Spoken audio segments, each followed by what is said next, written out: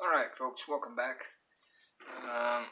This is the Jewish New Testament out of the Bible versus the Arab New Testament, the Quran. Thanks for listening, and subscribe and like.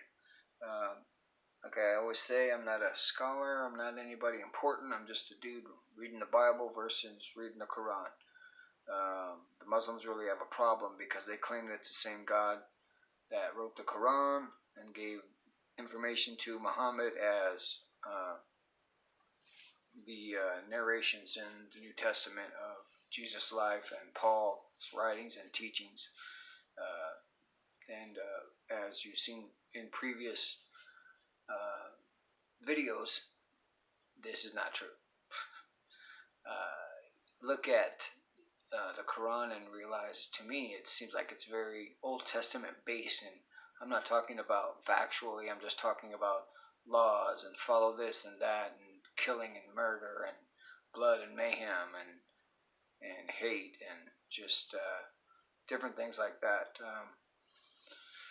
The Old Testament actually is the history of the Jews and the revelation of God to us, which is its own entity. It's a whole nother thing. But anyway, I'm just looking at the story of Miriam and the birth of John the Baptist here today. It's probably going to be pretty short. We're just going to talk about Zacharhias and Elizabeth and read the two stories. If you don't know the Bible well enough, this story will sound close enough and you'll go, well, it sounds the same to me. But there's key things and key words in there, and I'll just read them and let you guys figure that part out. If you'd like to study more on this stuff or get some great information, there's some people I'd like to mention. That's Dr. David Wood, there's Apostate Prophet Jay Smith, Dan Gibson, Robert Spencer, Bridget Gabriel, Pamela Geller, Sam Shimon. Just type their name in and put Islam behind it and YouTube, and their information will pop up.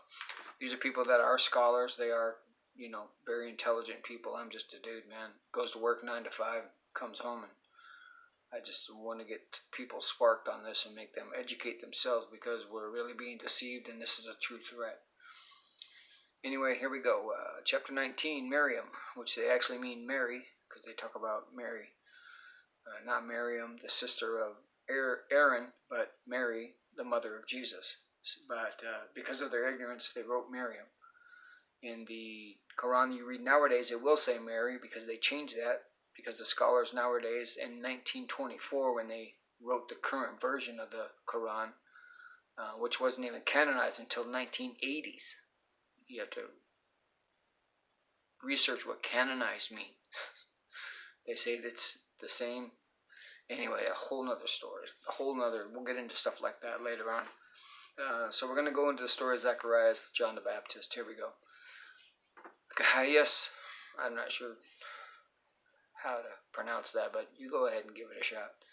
Zacharhias, a reminder of your Lord's mercy to his servant Zacharhias, when he called on his Lord with a whispered calling. He said, "My Lord, surely my bones are brittle, and my head is aflame with gray hair.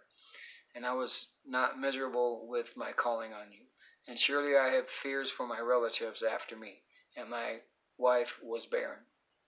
So grant for me an heir, to inherit me and inherit the family of Jacob, and make him pleasing, my Lord. O Zacharhias, surely we give you good news of a son. His name is Yahya. That name we have given to none before him." So that's a historical thing you might want to check out. Has John's name ever been used before this? He said, "My Lord, how can I have a son, and my wife was barren, and indeed, when I have now reached old age?" He said, "Likewise, your Lord says, it is easy for me, and indeed, I created you before, and you were not anything." He said, "My Lord, give me a sign." He said, "Your sign will be that you will not speak to the people 3 nights together." Now, when you read the Bible version of this, that's a key spot to check, because that didn't go down that way. But it's supposed to be the same God giving the revelation.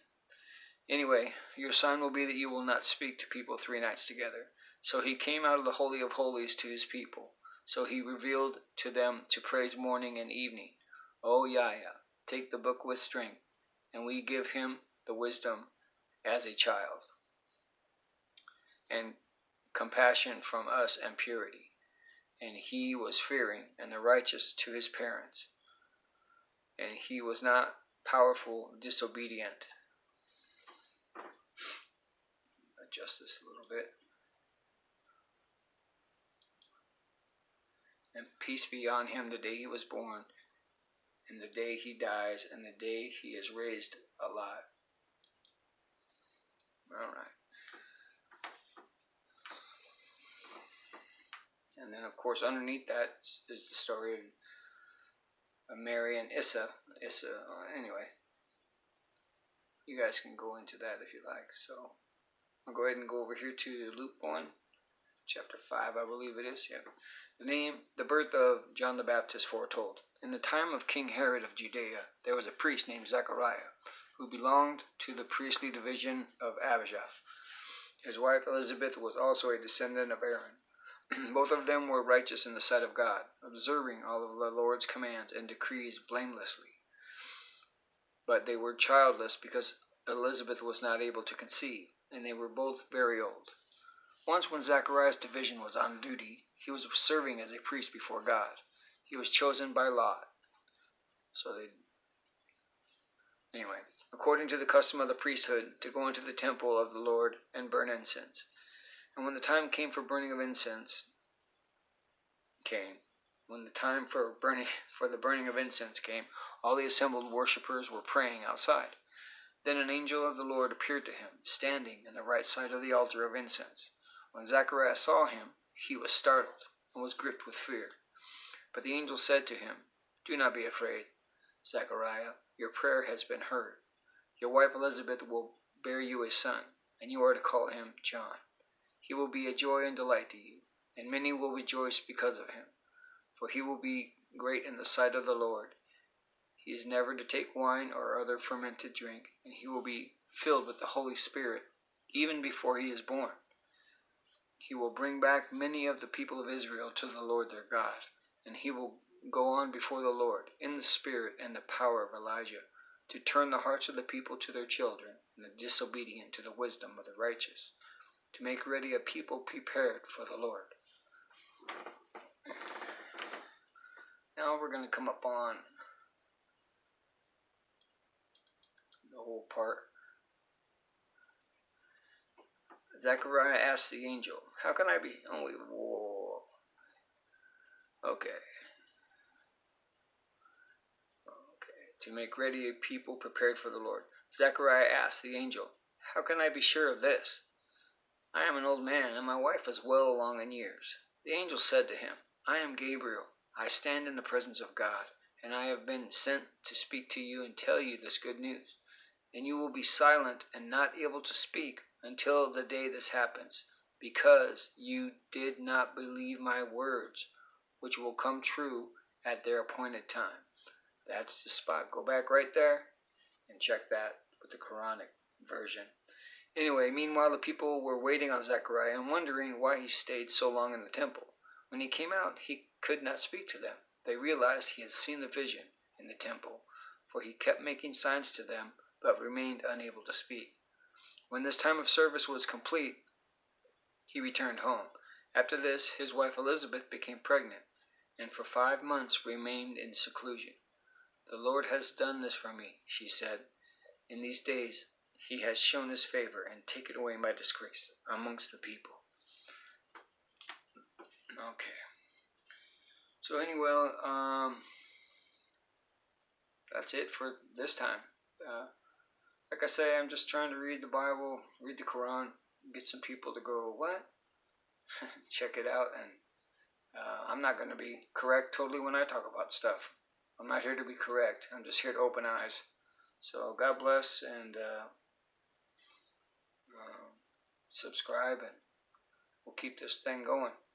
Share with some friends any of these things that I've videotaped, and we'll go from there. Digitally taped, actually. That's a mouthful. Have a nice day. Later.